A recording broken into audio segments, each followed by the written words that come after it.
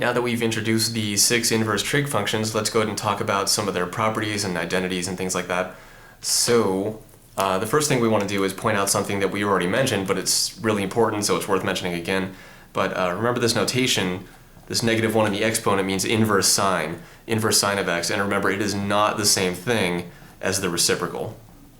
Okay, so the inverse sine of x is not the same thing as 1 over sine of x. So we might be tempted to think that it's the same because we know that if we say something like this, that does mean do something like this, right?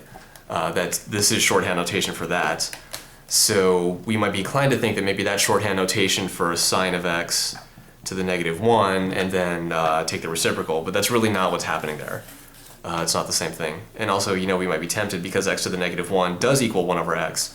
So for algebraic expressions, that is what that means. But this -1 here is really not the same. It doesn't mean the same thing that it means over here. Okay, here it does mean, treat it as just an exponent, take the reciprocal like that. But here it's a notation that indicates an inverse function. And it comes from the fact that you can have a function f of x, and the inverse would be denoted by f inverse of x, like that. Okay, so this -1 and this -1, they do mean the same thing here. So these two -1s mean the same thing. They denote inverse functions.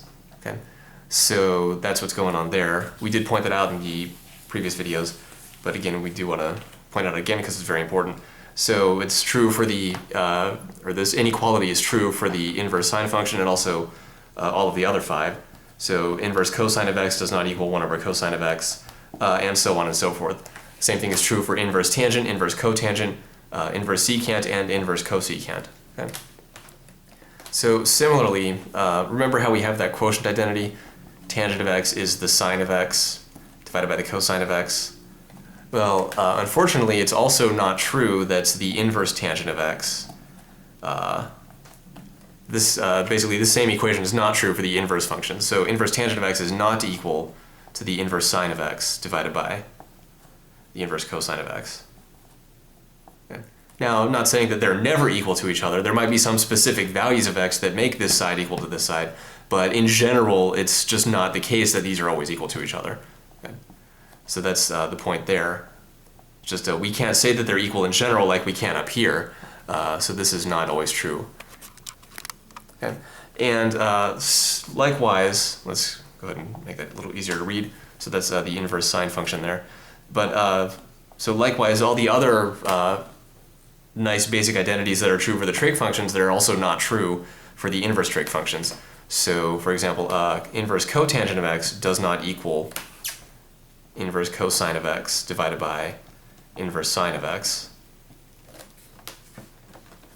Inverse secant of x does not equal 1 over the inverse cosine of x. Inverse cosecant of x does not equal 1 over the inverse sine of x. Oops. Well, that was also true, but this as well. So inverse cosecant of x, it does not equal 1 over the inverse sine of x, and inverse cotangent of x does not equal 1 over the inverse tangent of x. Okay. And the same thing, it's going to be true if we swap this and that. So inverse cosecant, or sorry, inverse cosine does not equal 1 over the inverse secant. Inverse sine does not equal 1 over the inverse cosecant. Inverse tangent does not equal 1 over the inverse cotangent. So the other 3 corresponding ones are also not true as well. So a little unfortunate. So let's talk about some other things that the inverse trig functions don't have that the trig functions do. So remember the periodic properties.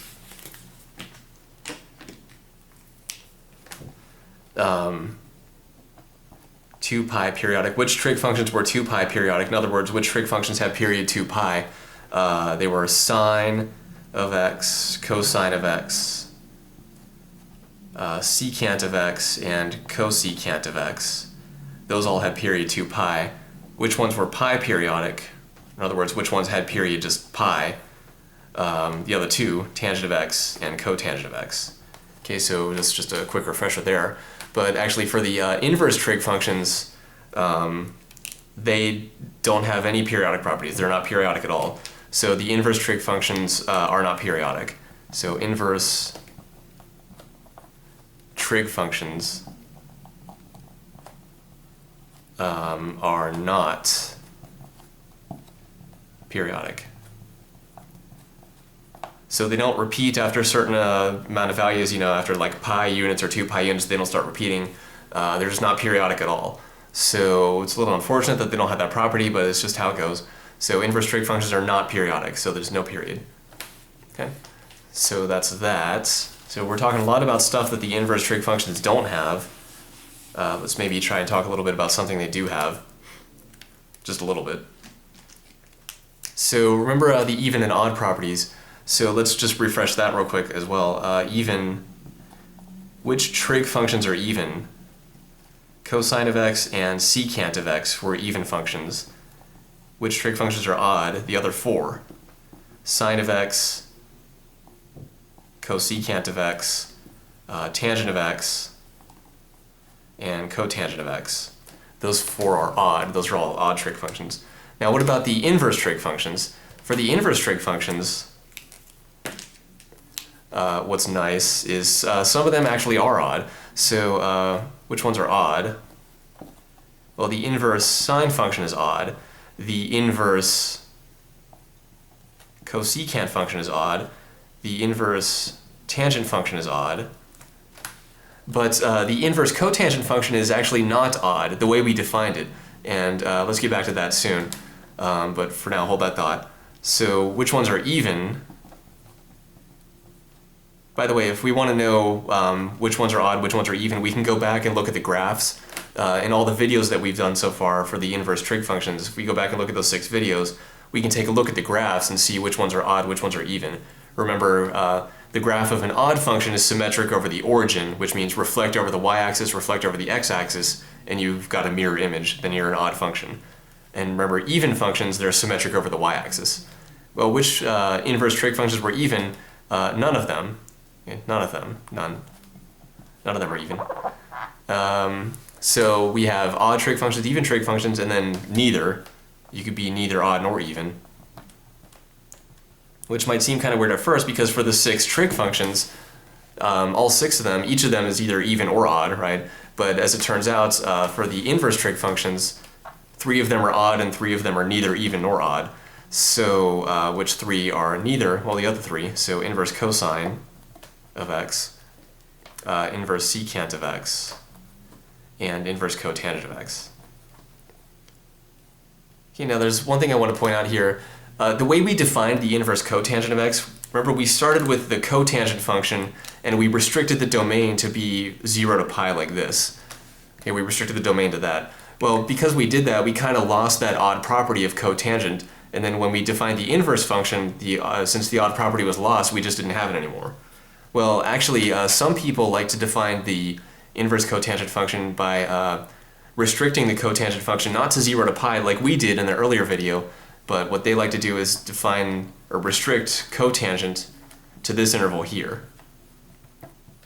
Okay.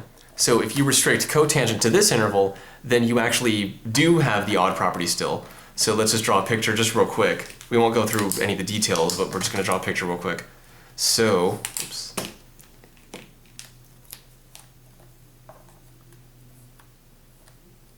So if we were to draw a picture, it's kind of a rough sketch here. Here is our cotangent function.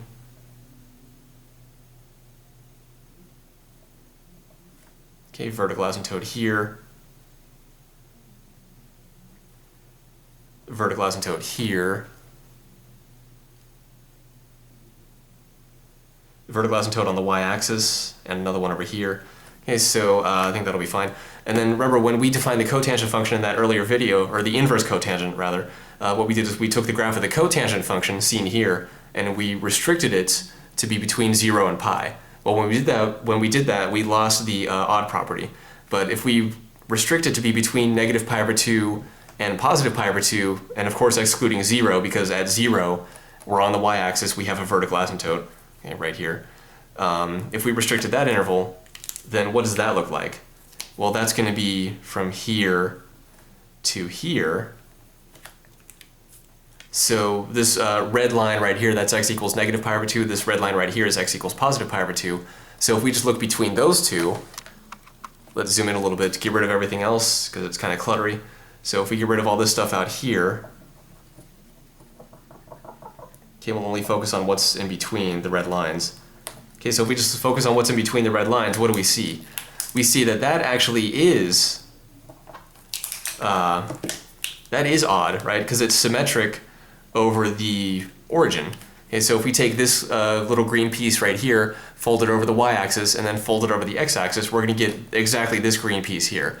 So if we restrict cotangent to this interval here, this union here, and then use that to define the inverse cotangent, then in that case, the inverse cotangent function will be odd. Okay? But I don't really like doing it that way. It's unfortunate because there's not really universal agreement as to how to define the inverse cotangent function. A lot of people do it like this, by restricting cotangent to this interval. A lot of people do it by restricting cotangent to this interval. And if you restrict cotangent to this interval, you keep the odd property, but you lose some other nice properties that you have by using this interval here. And we will talk about some of those shortly. Okay, so that's just a little side note there. Okay, so let's get rid of this here. So that's for the periodic properties. Again, the odd ones, the way we define them, cotangent inverse is not odd. It's neither even nor odd.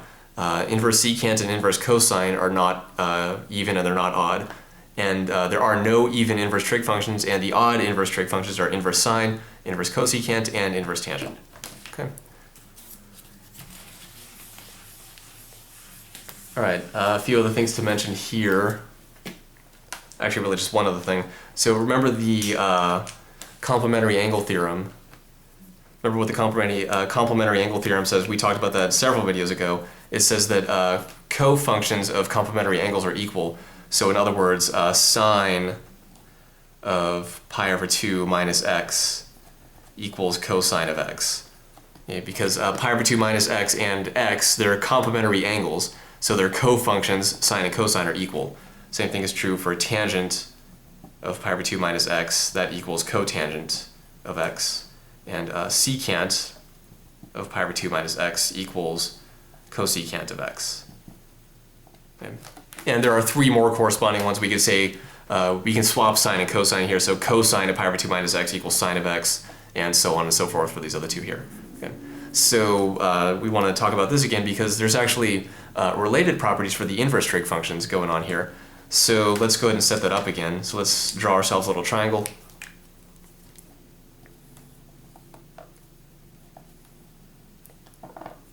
So here's our right triangle, here's our angle theta. And let's go ahead and call this side A, this side B, this side C. Okay, okay. So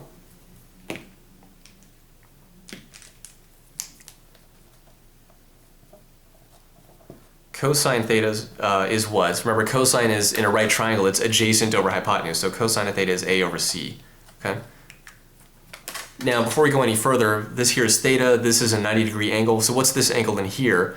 Well, we know that theta plus 90 degrees, or in other words, pi over 2 radians, so this is pi over 2 radians right here. Pi over 2, and then this other angle alpha, we'll just call it alpha. How can we express alpha in terms of theta? Well, we know that the sum of these three angles has to be 180 degrees, or pi radians, right? Because they're the angles in a triangle. So we know that theta plus alpha plus pi over 2 has to, that sum has to equal pi radians. Okay, we're talking about this in terms of radians. Even though it is a triangle, it would still fine to talk about it in terms of radians and not degrees. It's all the same. So let's subtract pi over 2 from both sides. So theta plus alpha equals pi over 2. Maybe subtract pi over 2 from both sides, then here we get pi minus pi over 2, and pi minus pi over 2 is, we can get a common denominator, so pi is the same thing as 2 pi over 2. 2 pi over 2 minus pi over 2 is pi over 2, so that's where this pi over 2 comes from pi minus pi over 2. Okay? Now subtract theta from both sides, then what we have is alpha equals pi over 2 minus theta. Okay, so this is just kind of a quick refresher of where this all comes from. So remember this, we did this something similar when we talked about the complementary angle theorem. So anyway, if this is theta and this is a right triangle, then this angle up here has to be pi over 2 minus theta.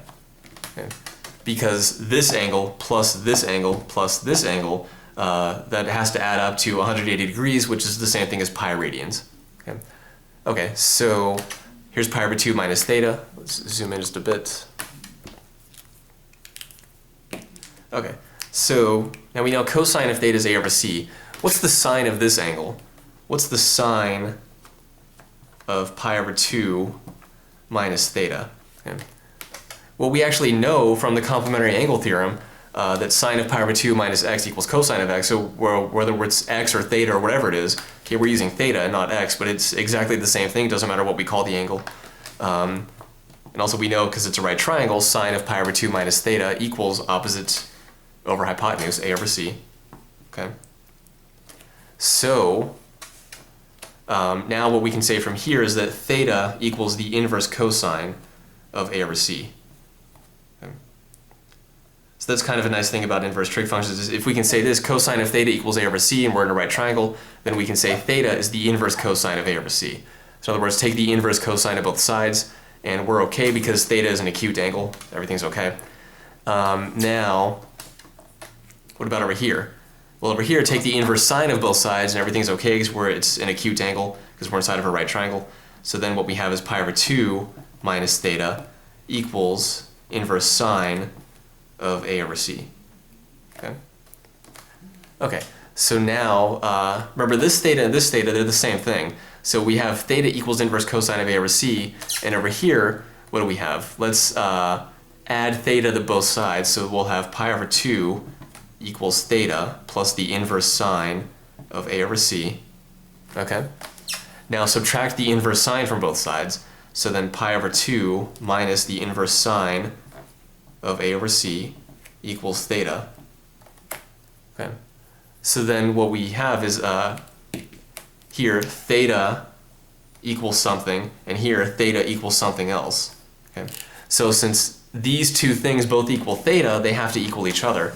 So in other words, cosine inverse of a over c equals pi over 2 minus sine inverse of a over c. Make that easier to read. Sine inverse of a over c. Okay. Because inverse cosine of a over c equals theta, and pi over 2 minus inverse sine of a over c also equals theta. So since those two things both equal theta, they have to equal each other. Okay. Okay, so then we have that. Now, notice here we have a over c and a over c, so we can just simplify that and say, okay, inverse cosine of this thing equals pi over 2 minus inverse sine of the same thing. Okay, so notice it's the exact same thing in both of these inverse trig functions. So we can just simplify that and say, okay, inverse cosine of x equals pi over 2 minus the inverse sine of x. Okay, so that's a nice little identity there, and here actually we can add the inverse sine of x to both sides, and if we do that, then we're going to end up with inverse cosine of x plus the inverse sine of x equals pi over 2. Okay, so that's a pretty nice identity there. Okay, so just recap again real quick. We started with this right triangle. This is an angle theta. Since this is a right angle, pi over 2 radians, then this has to be pi over 2 minus theta. That's all it can be. And we know that cosine of theta is a over c, the way we label the triangle. Sine of this angle, pi over 2 minus theta, is also a over c, opposite over hypotenuse. So then we did some inverse trig here. If cosine of theta is a over c, then take the inverse cosine of both sides, and then theta is the inverse cosine of a over c. Over here, take the inverse sine of both sides, so then pi over 2 minus theta is the inverse sine of a over c. So then do some algebraic manipulations here, and you get theta equals a thing. Up here we have theta equals another thing. So since theta equals these two things, then those two things have to equal each other. And then we said, okay, well here's a over c and a over c. Okay, it's the same thing appearing twice in the inverse trig functions. So let's just generalize that and say, okay, inverse cosine of something equals pi over 2 minus inverse sine of the same thing. So x and x. So we'll just simplify that. Instead of a over c, we'll just say x. And then we add inverse sine to both sides. And then we end up with this nice identity here. Okay, okay, so that's that. Now we can follow this exact same process, literally the exact same process, and get corresponding identities for the other two pairs of cofunctions. So sine and cosine, they're cofunctions, right? And here we're dealing with inverses. So the other two corresponding identities are cotangent inverse of x plus tangent inverse of x equals pi over 2. Let's fix that equal sign. And cosecant inverse of x plus secant inverse of x equals pi over 2. Okay, so these are some pretty nice identities here. This one actually will, you can use that to help you evaluate inverse cotangent in a calculator, because graphing calculator only really has inverse sine, inverse cosine, and inverse tangent, unless it's a really fancy calculator, then it might have all 6. But if you only have inverse sine, inverse cosine, and inverse tangent, then you'll have to do something else to evaluate inverse cotangent and inverse cosecant and inverse secant in a calculator, and we'll talk about that in a later video. But this identity here is something you could use to evaluate inverse cotangent, and again, we will talk about that in more detail in a later video. But here's some nice identities here, and I do want to point out that even though we talked about this in terms of right triangles, this is actually true for any value of x that you could legally put in here. Okay, so just remember the domains that we talked about in the earlier videos. Any value of x that's valid in the domains here, you can do that. Okay, so remember the domain for inverse cosine and inverse sine, the domain is from -1 to 1. Okay. So it's actually true, this equation up here, the first one, that first identity, it's an identity, so it's true for all the values of x that we can legally plug in there. Okay, so that's what it means, that's what an identity means, it's true for all the values of x. And same thing is true here for their respective domains, and the same thing is true for this third identity here for these functions' respective domains. Okay, so that's it for the inverse trig function properties. In the next few videos, we'll start talking about how to evaluate inverse trig functions.